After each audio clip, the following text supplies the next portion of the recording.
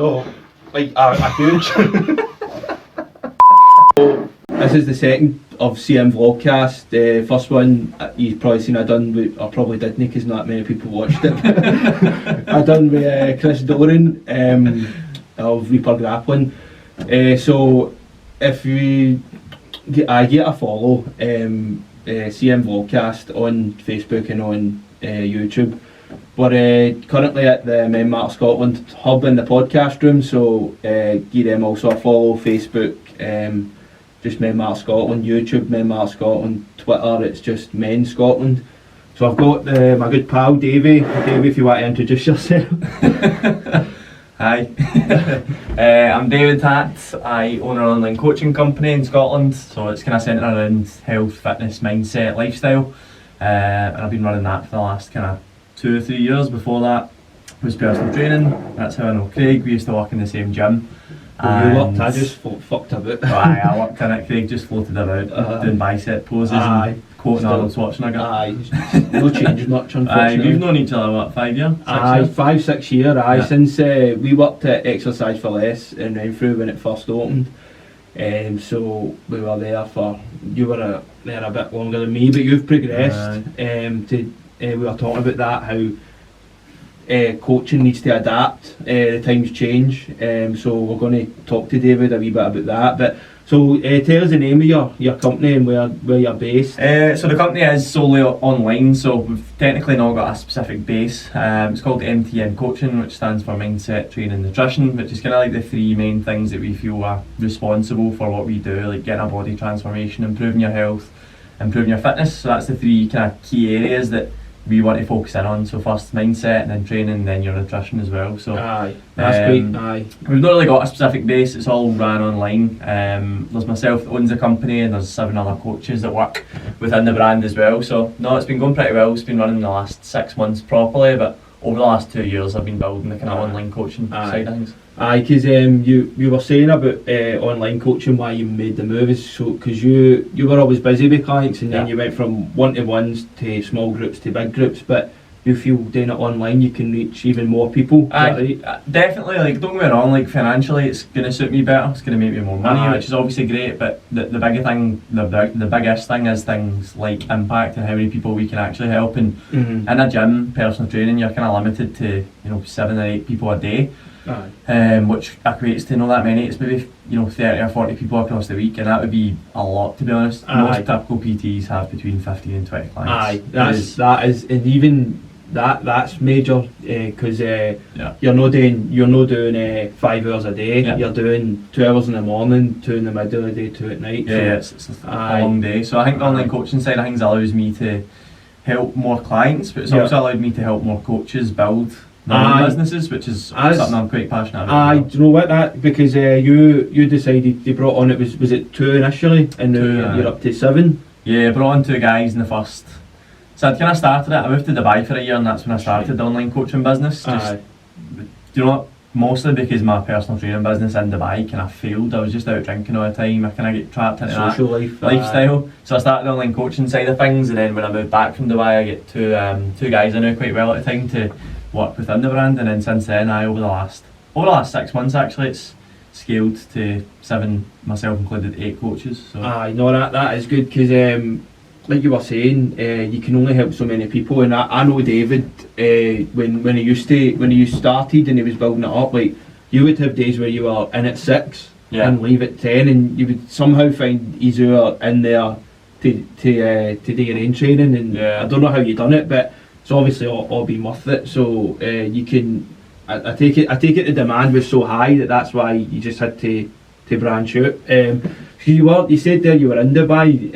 I remember you just kind of up sticks, and it was a year, wasn't it? Yeah. Were you planning on staying out there, or? I was planning doing maybe 2 years max, but I know it wasn't a long term thing. It's a cool place to live and stuff, but it's not everything it's made out to be. There's a lot of kind of negatives living there. Alcohol was definitely one of them for me. Like, as much as I like a drink, like 3-4 times a week it was turning into, and it was just getting, especially with my job and the kind of line of work I work in, it's not a good example. I don't think I could deal with being hungover in that heat and all, man. See, to be fair, actually, I don't know why, I think it's the sunshine seems to get rid of the hangovers.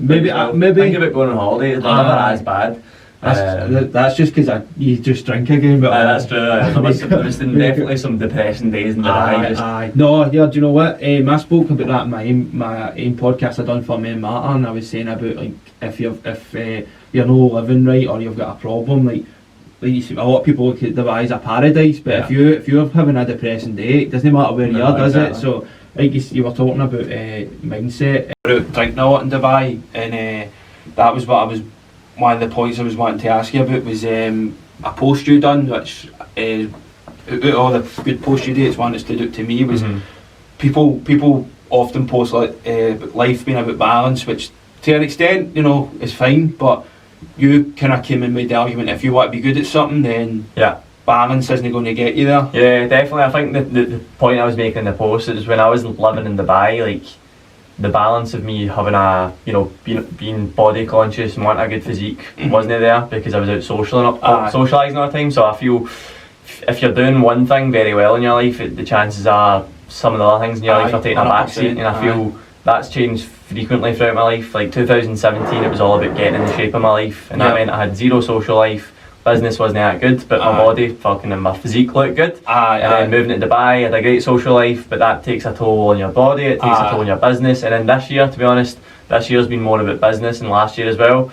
So when you get them, that's when again maybe social life takes a back seat and your physique takes a back seat. So I think balance is great, and I think if anyone finds balance, they're doing something phenomenally well. But I do think if anyone's get something significant or that you view as very successful, the chances are they're lacking something else. And that's probably a good point to bring up, is the sense that we all compare ourselves to one another or to other people. But you don't realise, like you might be saying, oh, I wish I had that guy's car, or I wish I had that guy's body, but you might not realise that, well, that guy's depressed, he's got no family, 100%, he's got no pals, he's got nobody to talk to. So I think it's quite a good point to think about, is like self-comparison. A lot of these people don't have everything, they just have the one thing that you think's missing for your life. And it's in obviously putting mindset in your coaching, and that's about your own mindset to say that you're no how would I say, it's like you're focusing on a thing you don't have.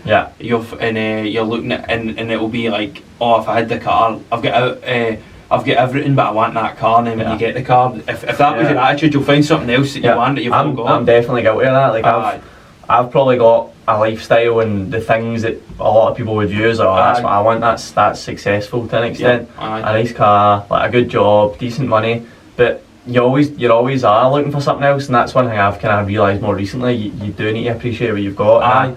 I'm definitely guilty of not doing that and always looking at the next thing.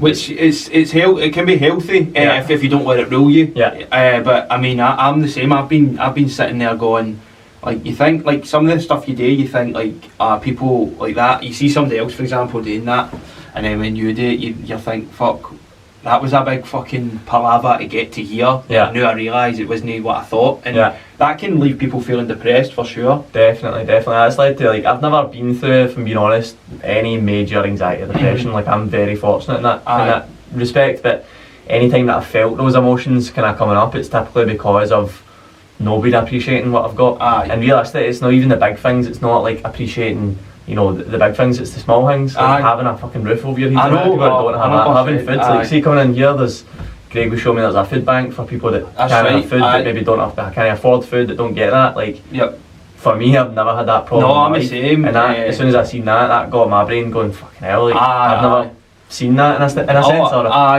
do you appreciate it? And that's I was showing David about, and another couple of things we've got in here is there's showers, because there's guys came in that don't have running water, and there's also a clothing bank, because there's guys that are doing their luck that need they might get a job interview but they don't have presentable stuff, or what they would deem presentable stuff. So you can come in and you can get yourself cleaned up, showered, fed, and you can get character references or whatever else, and off you go to your interview. So that's what me. I'm the same. That's why I see when I done my podcast for here for me and Marta, I was talking about how I can't fault. Like you obviously you've met my mum and dad. They're good, hard-working people, and that's the background I'm from. But that I was saying, I couldn't stress enough that me being a wee fanny basically, and getting lifted and fighting and all that when I was growing up. I can't, because it's like the classic story, a bad upbringing, whatever. I can only put that onto me. because when you realise, like, that's one thing I says was, say if I get lifted right in the post, it would take me home sometimes in the beginning before I started doing bank heists and all that. But,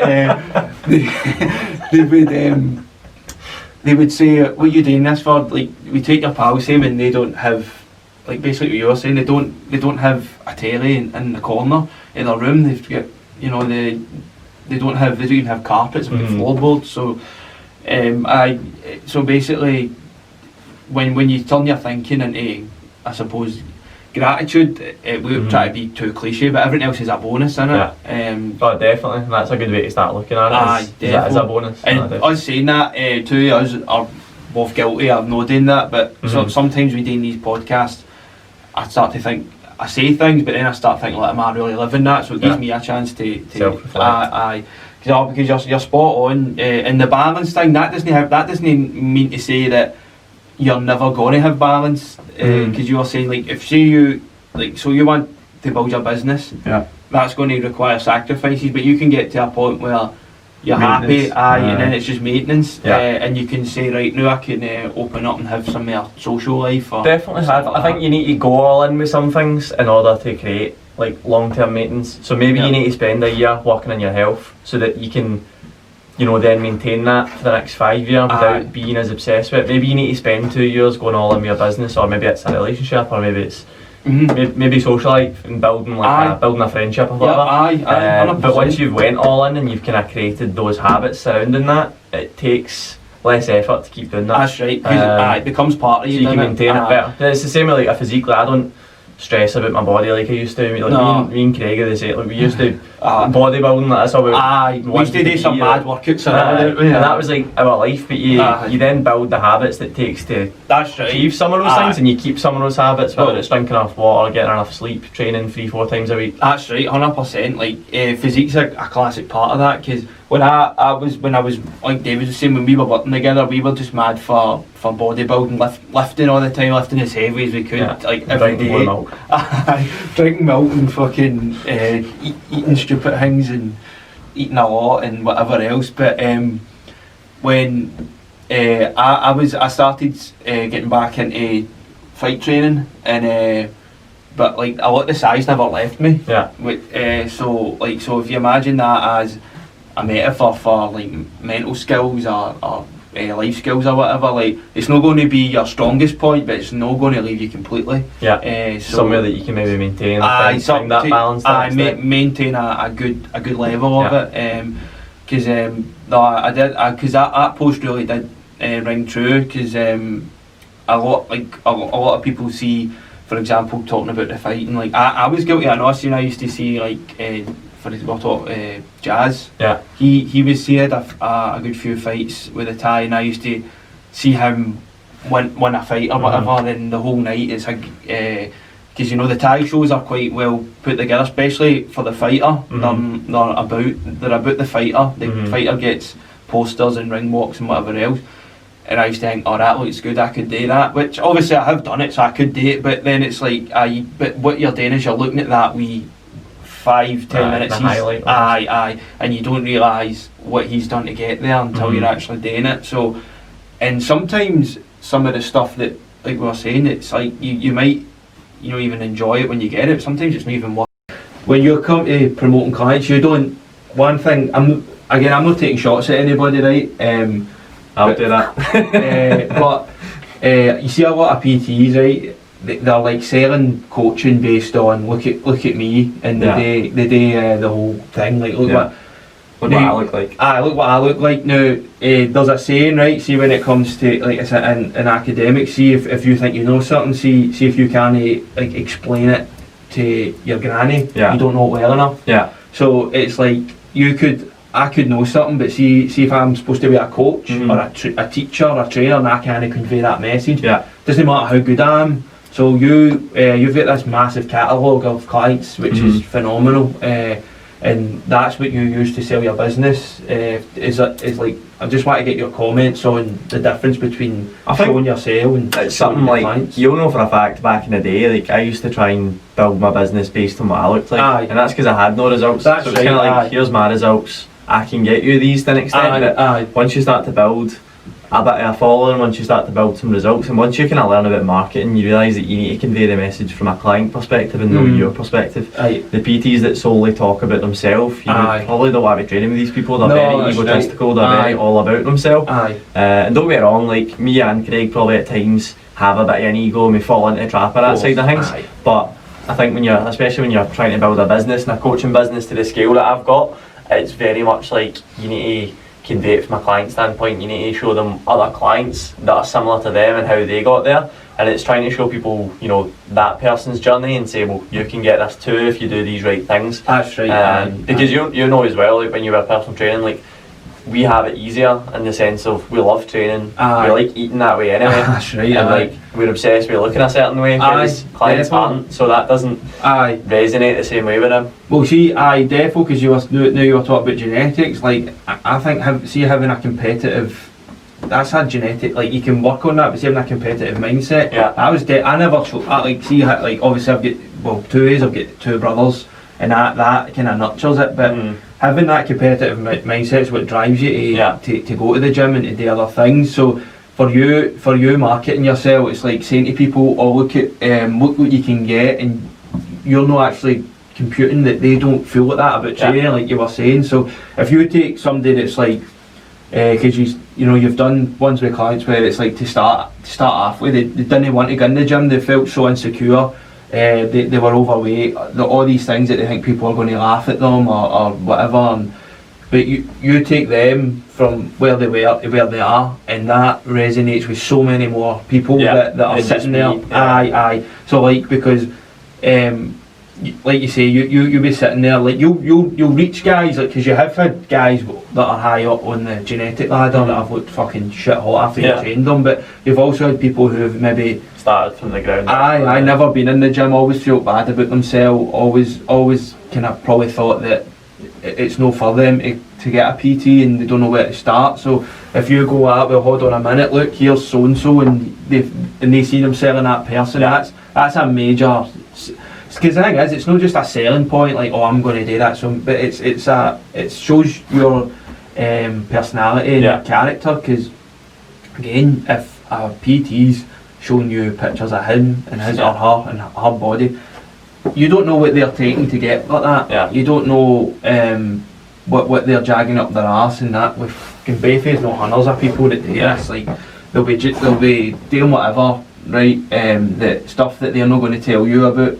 And if you don't get it, it's just because you never worked hard enough. You didn't listen. You must have been eating on the side or something. So that in itself.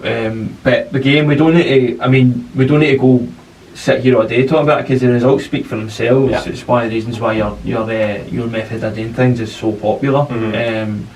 So that's obviously worked out for you, and that kind of another thing that I was along the same lines was. You train so many people from so many different walks of life, backgrounds and whatever, because I was wanting to know, like, is there any like sort of personality traits or things that you pick up on the people that you have that are successful that have like that lead to them getting results? That you could say is common in so many. I think the biggest thing for people that get results is they've got a very strong motivation of pain, or they've got a very strong motivation of pleasure. Now that's the 2 things that I would pinpoint to say that person's going to get results, that person's not. If somebody comes to me and they kinda want to get in shape because they kinda want to look good on a holiday, they probably kinda won't. Whereas if somebody comes to me and they're depressed, they hate their body, they've been bullied all their life, and they've got that pain point of like, they're at the bottom, then that for me is going to get the results. On the opposite end of that, it could be the pleasure point of they don't like the way they look, but they know if they maybe looked a certain way, they'd get a different bud, or a boyfriend, or whatever it is. And that's one thing that a lot of people talk about. Like, I always ask my clients, what's your why? And it's very rarely somebody says, I want to look sexier, or I want to look better, I want to sleep with more people. Realistically, that is the biggest driver for especially male clients, and to be honest, a lot of females as well. The big driver is they want to be more attractive to the opposite sex, and that's one thing a lot of people don't say. And everyone goes, I want to feel more confident, but when you dig deeper and you ask them why they want to feel more confident, then they say, oh, like, I've maybe not had that much male or female attention. Aye. Okay, why? Well, I've not been happy with how I look. Aye. You know, Cool, and that leads to. I think that's quite a big driver for folk, and it's something not a lot of people talk about. Do you know what? But it's a real thing, innit? Yeah. So it's like it should. That's certainly why I started training. For being honest. Aye, and everybody has to admit that it's in there. Yeah. Whether they're in a relationship and they want to like keep that look better for their partner, or they want to attract.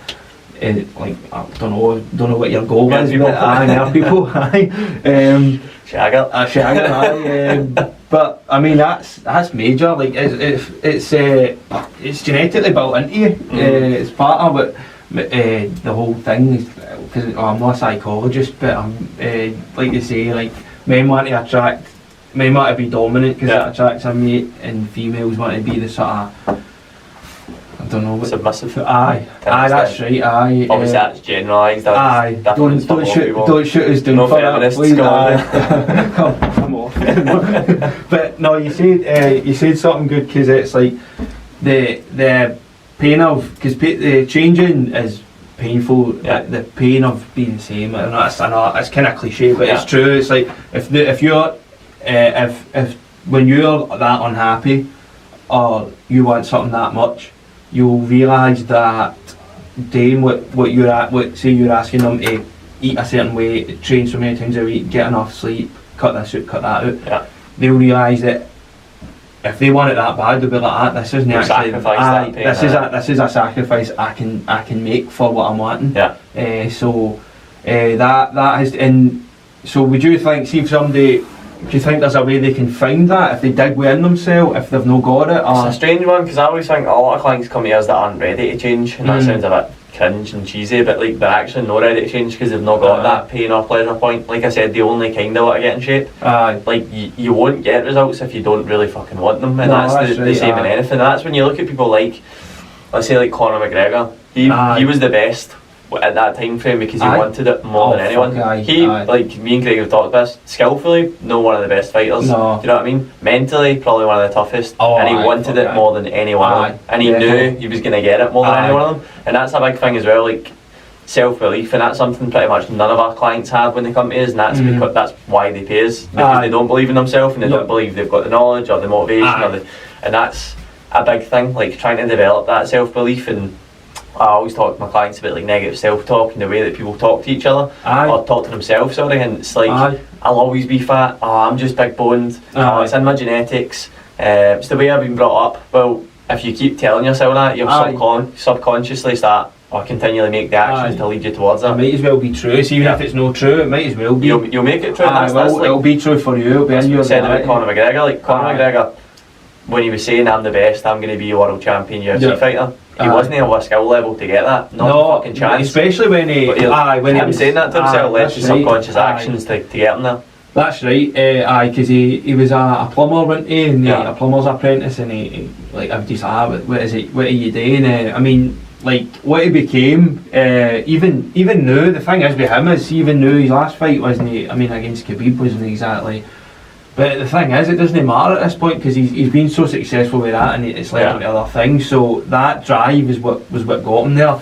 And see, one thing, right? See, obviously I've been in obviously the fight gym, and there's guys there that want to be world champion, and there's guys there that want to have so many fights, and there's guys that want to have one fight.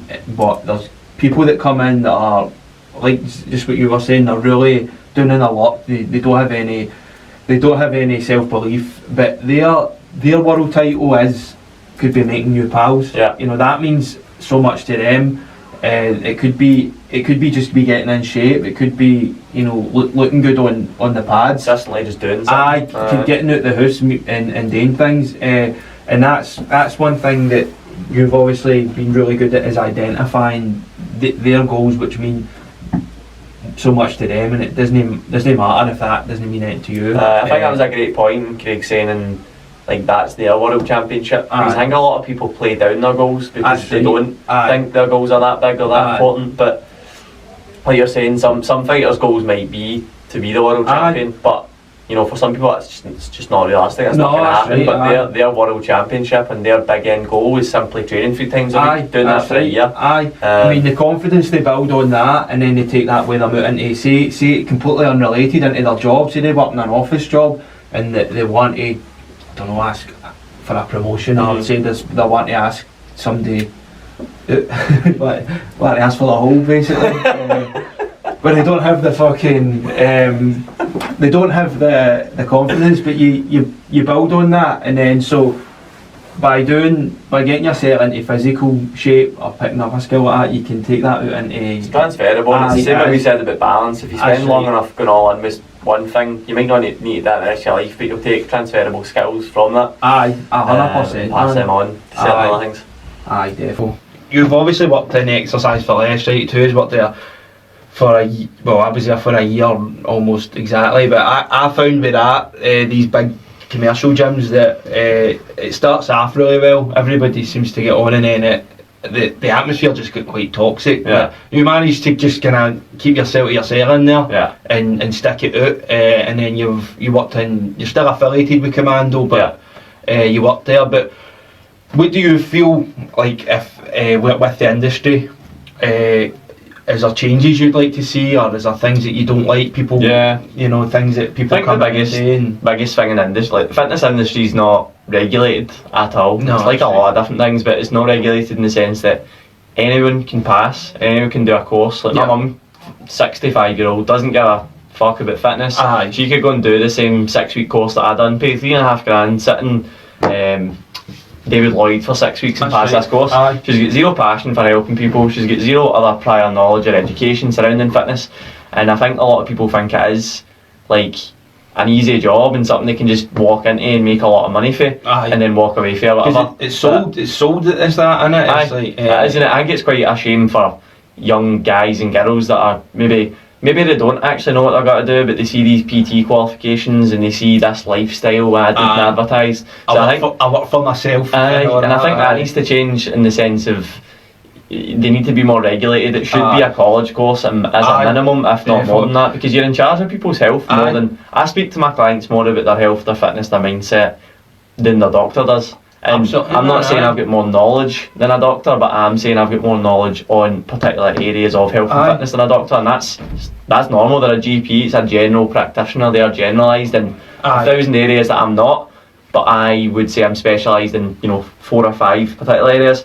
So I do think it needs to be more regulated. I think there needs to be more of a kind of onboarding process for coaches. There needs to be more of a interview, and there needs to be more of a, anyone can walk in and be a PT nowadays, and it's not really... Because there is college courses like sports, health and exercise, but why would a person spend the 2 years doing that when, like you say, you can do it in 6 weeks? 6 weeks, and I won't bullshit. Like I when I done mine, I just I mean, I turned up like a couple of times, and like sometimes the guy was there, sometimes he wasn't, and like I was lucky that I had been training and I knew some stuff, like because otherwise like I wouldn't, if I never knew, like the guy was half-arsing it, so like I wouldn't have fucking learned, and then when you get into training people, it's like you're learning on the job as well. Definitely, and I think that's normal anyway. Most jobs you learn more when you actually start doing it, but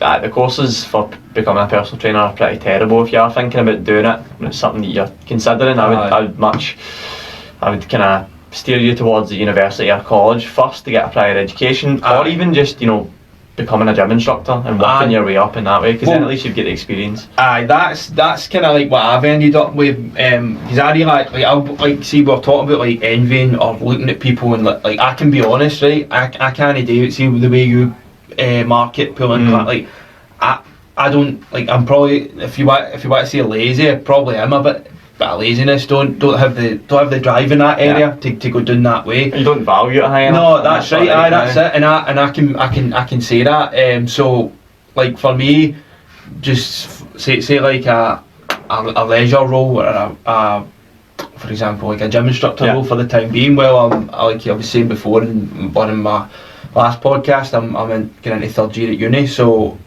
while I'm doing that's perfect for me.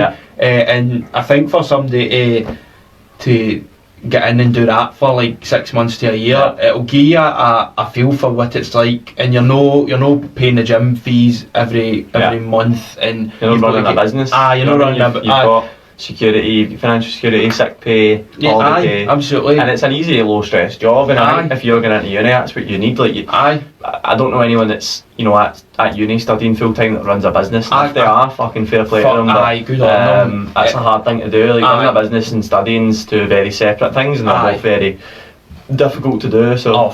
Absolutely. Because, like you say, your business, I mean, it's not a 24-hour thing, but it's certainly not 9 to 5. No, definitely. I'm on my phone very a lot. Defo, and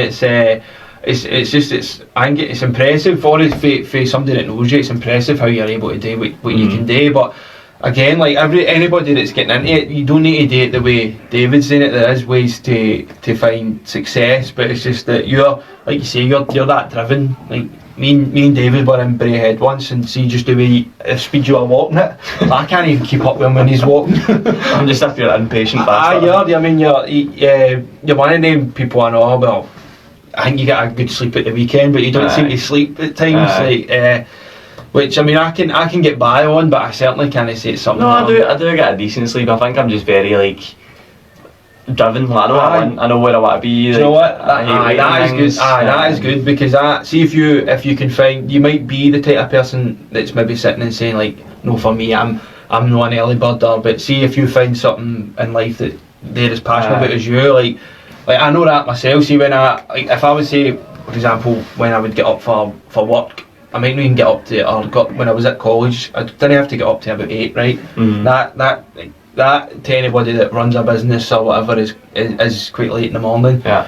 But when I had fights coming up, I used to get up at 5:30. Because you valued it, so your values changed. So I was getting up earlier, and because it was something that I wanted to do, I would go to the gym for 6 and do an hour in the gym, go to college or go to work, come back, and then have something to eat quickly, go for a run, and then go to the gym again. Because I valued that, I was able to do it. I couldn't sustain it. I can't say I could have just lived like that, but when you find something that in your life that you value, just like that, you'll find energy for places, won't you? And you'll find time. I think that's where I've been lucky. Like everyone does view me as this like motivated, driven guy, but that's only because I found something that I'm motivated and driven about. Whereas that's most of your problems might lie in the fact that you've not got a job you like, you're in a relationship you don't like, you don't like your body, so you've got nothing that drives you. Whereas I've got a lot of things in my life that drive me to do a bit better. And job satisfaction's a big one of them, and it's something that I think you need to look at more than financial or more than whatever. Like, find a job that you actually like, and I can guarantee you'll make more money regardless of whatever the fuck it is. It might be that you really like taking the bins out. Do you know what I mean? If that leads to you starting a bin cleaning company, then you'll make a lot of money to do it. Just like the mafia, they were into that. Exactly. But you see the guys, like you see, there was one of these, now you get like the mad memes, and it's like the Chinese factory workers just heavy going pure rapid. Like there's a wee guy in a takeaway shop, and he's like, see the wee cardboard box? Oh, baking them rapid. He's flipping them up with his hands, and then he's chucking everything in, and then he does that, and then he slides a can, and he slides it across the counter. But he's just taking like something that somebody might just go, oh fuck this, but he's went viral doing that. The other guy, like with a salt, he's a restaurant owner, but he wasn't. He started like. Is that right? Is it? Aye, Salt Bay. He's got one in Dubai as well, but he started just as a worker in a Turkish classic steakhouse.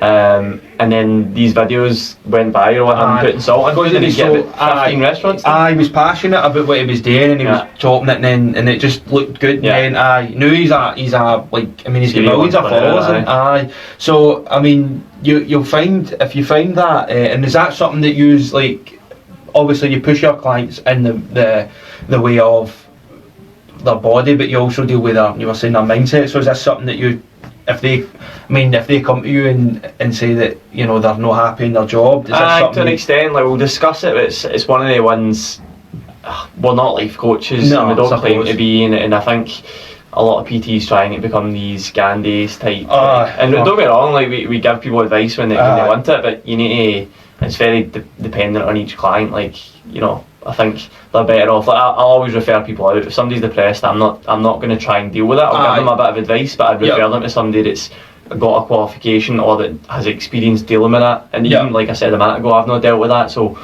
what grounds have I got to give advice? And I'm one of these people that I really struggle to take advice for somebody that's not achieved what I'm trying to achieve. No, that's fair. So for somebody, if I want to make £1 million, I'm probably going to speak to somebody that's made £1 million. Yeah, If I want to get a six pack, I'm probably going to speak to somebody that's got a six pack. That's right. You know, so of course. I've always, and if I'm dealing with depression, I want to probably speak to somebody that's either dealt with it or that's dealt with a lot of people that have had it. Aye, and the thing is about in here, Men Matter, is we've got licensed counsellors, but there's also guys out there that have had drug issues, homelessness, depression, anxiety, and they so you get out there the news like a wee kind of living room. You've seen the guys just come in and out freely, play pool, play darts, watch the telly, have something to eat, whatever. But you can have a chat with somebody, and then see if somebody personally to me says, look, I feel anxious after so and so.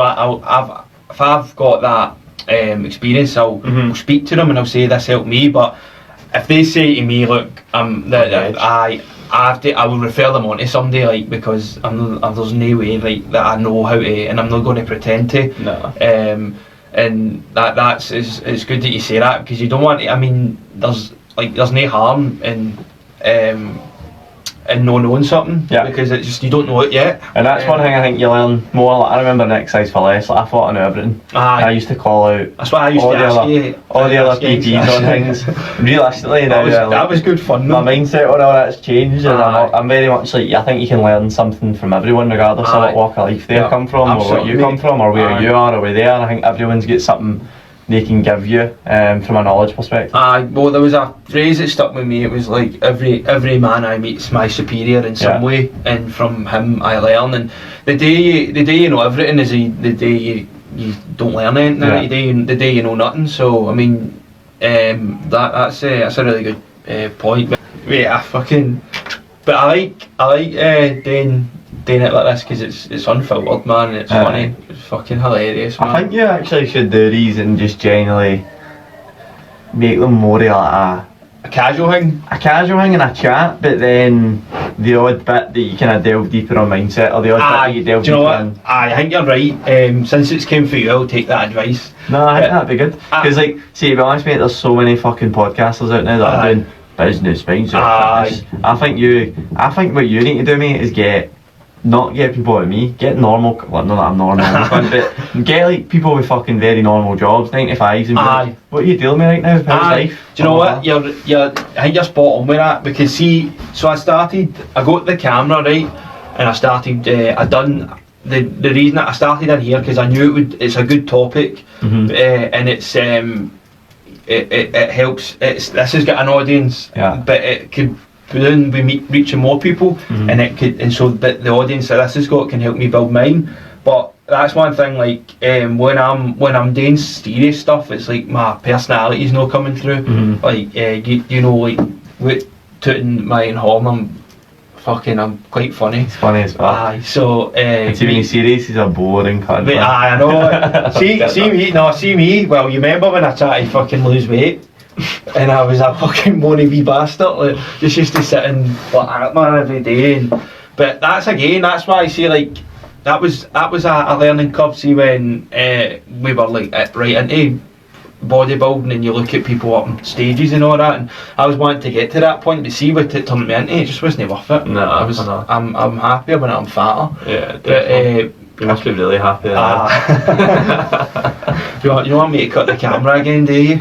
Sort you out.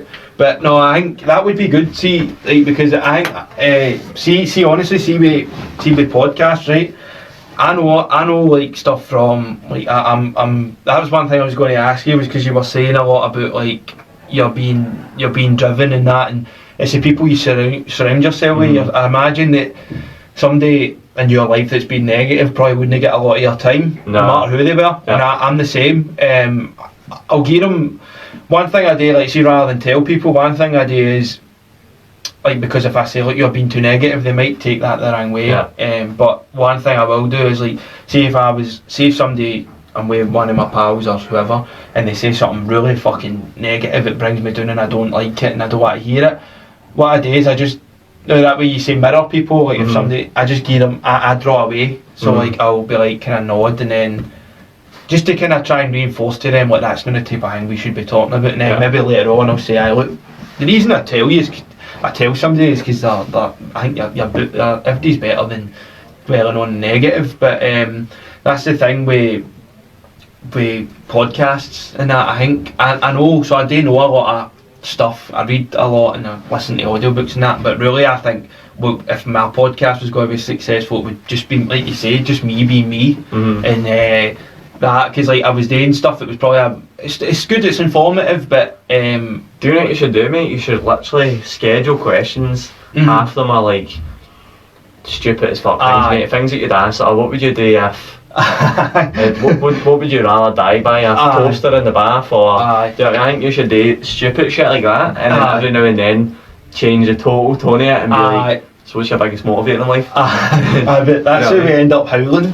No, but then that's fucking funny. So, no, that would be good, because this will be fine, mate. But it'll no be, my audience will not get much from it in the sense that they'll be like, he's just fucking having a laugh. And your audience probably want you having a laugh, and no me going motivation, dedication. That's true. So I think, obviously it'll be funny to see with some of the shit anyway, but I think going forward, mate, what you do is get one of your mates in, try and get somebody like Kevin Bridges in. He's one of my mates.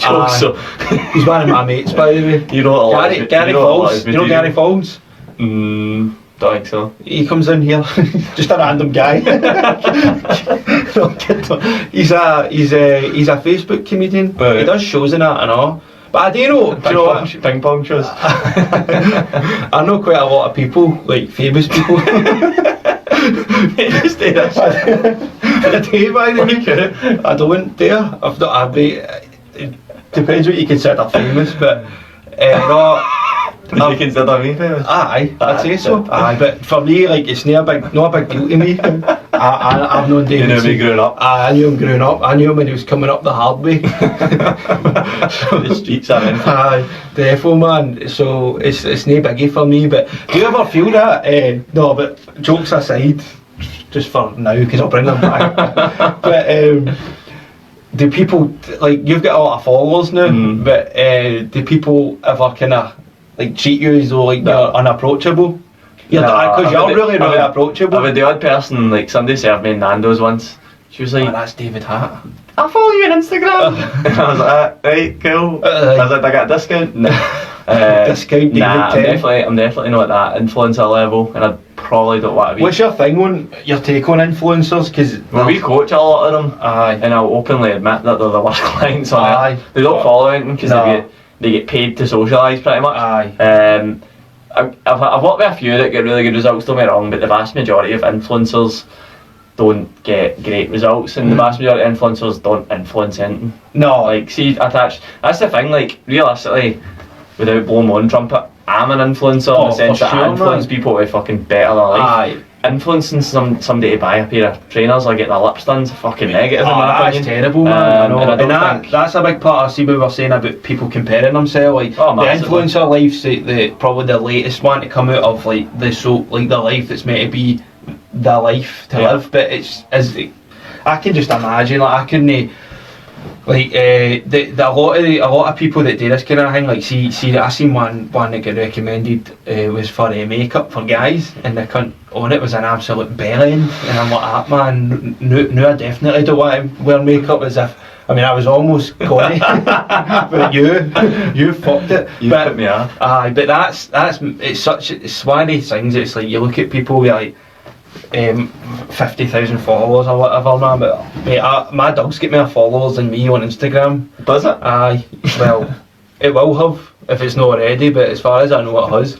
But mate, it's one of the things. It's just I'm delving into. You've set me off. But another thing, see, have you trained any athletes like noteworthy? Have you had any? I'm sure I've seen a couple of. Trained a few basketballers. I've trained some like semi-pro footballers, like play for Barcelona and stuff. nobody plays for Brecon or anything like that. That's the dream, isn't it? From Barton Juniors. That is the dream. No, I've not. No. trying to think if I have. I thought I'm sure because the thing is, like you were saying, like Basketballs, a few basketballs. You were saying you were like you could be technically considered an influencer without actually really considering yourself one, but because there's people I know that you've met a lot of my mates because you've been to house parties and that, whereas I wasn't even first because Regulars mates just box each other when they're at it. They just put boxing gloves on and knock. If you want to get involved, just let me know. If you want bars, we've got a new up and comer who's needing a challenge, but even people I know that I know don't know you through me follow you, so the thing is you're thinking like most of you are like you've actually got like people that'll know us too that probably don't know we know each other, so that's quite good as well. But so plans, okay, probably last wee bit, plans on going forward. Would you want to kind of, if you get like you're a goal, I know you're a goal setter, what's your kind of anything big coming up you want to talk about? Next things for us is we're going to start doing fitness retreats abroad, so some in Dubai planned for next year, and then after that one's done we'll branch out and do them kind of all over. Other than that, just scale things, bring a few new coaches on board, get everyone mega busy, build the brand a little bit more. You've got an app, haven't you, is that right? We're partnered with an app. We use an app called True Coach for all our programming stuff, and we can kind of customise that ourselves. But cool. That could be something developing our own one, but I just don't know if it's worth the kind of. No, do you know what? I'm sure you'll find out whether it's right or no for you. What about you? What's your plans? The day. No. Life. I will. If you want to be like if you heard David was giving me some good advice there.